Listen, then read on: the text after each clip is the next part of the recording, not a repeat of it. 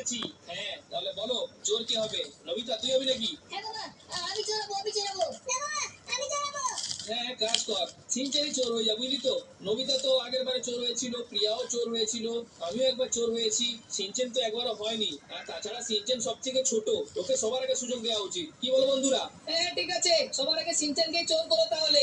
হ্যাঁ ঠিক আছে, তাহলে সিনচেন তুই আজকে চোর, বুঝলি তো। তাড়াতাড়ি করে কোথাও গিয়ে 100 পর্যন্ত গুণ, তার আগে আমরা সবাই এক এক করে লুকিয়ে পড়বো। আর 100 গোনা হয়ে গেলে তুই সবকে খুঁজতে বেরোবি। আরে হ্যাঁ বাবা, ঠিক আছে। আমি কোনো একটা জায়গায় গিয়ে 100 পর্যন্ত গুনছি, কিন্তু কোথায় যাব?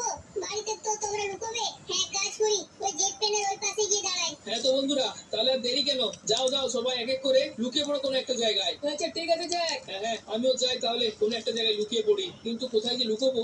হ্যাঁ এক কাজ করি, এই ঘরের মধ্যেই লুকোই কোনো একটা জায়গায় গিয়ে। কিন্তু ভাই এই ঘরের মধ্যে লুকোলে তো সিনচেন আমাকে সহজেই খুঁজে পেয়ে যাবে। এখানে লুকোনোর তো সেরকম কোনো জায়গা দেখতে পাচ্ছি না। বেডের নিচে, না না না, বেডের নিচে লুকানো যাবে না। একবার কে বেশ লুকিয়েছিল বেডের নিচে, আগেরবার লুকোচুরি খেলায়, তাকে কিন্তু মনে হয় নবিতা নাকি একটা খুঁজে নিয়েছিল। হ্যাঁ এই টেপের নিচে, না না না, এই টেপের নিচেও শুলে হবে না। না এই রুমে আর লুকানোর কোনো জায়গা দেখতে পাচ্ছি না। আমি এক কাজ করি, বাইরে চলে যাই, অন্য কোনো একটা জায়গায়। হ্যাঁ এর নিচে, না না, সিঁড়ির নিচেও লুকানো যাবে না, তো কেউ আসতে পেয়ে যাবে। কিচেনে গিয়ে একবার ভালো করে দেখি কোনো জায়গা আছে কিনা। কিচেনের উপরে তো সেরকম কোনো জায়গা দেখতে পাচ্ছি না। না না, এখানে কোনো জায়গা নেই, অন্য জায়গা দেখতে হবে। আরে হ্যাঁ, জিনিসের যে জায়গাটা আছে এর পাশে যদি আমি লুকোই তাহলে তো আমাকে দেখতেই পাবে না। হ্যাঁ এই জায়গাটায় ভালো করে লুকিয়ে যদি যাই তাহলে সিনচান কেন কেউ দেখতে পাবে না আমাকে। হ্যাঁ এবার ঠিক আছে, কেউ দেখতে পাবে না। হি হি হি। আরে